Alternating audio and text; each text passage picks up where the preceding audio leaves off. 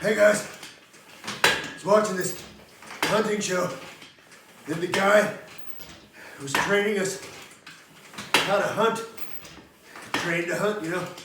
So he'd get on the pack deck and he'd pump up his packs, get on the leg extension, pump up his quads. When was the last time you hugged somebody during a hunting trip?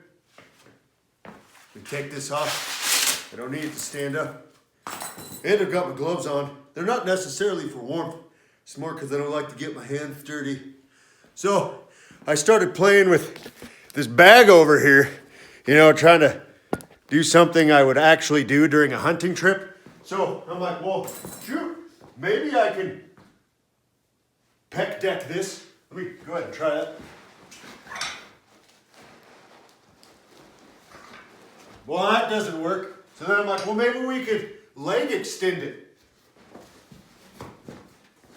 Get set up here. Well, so then that didn't work either. So I'm like, well, maybe we should train how we hunt. Like backpack full of camping gear. Or let's say maybe you did get an animal. Your bag might be full of some meat.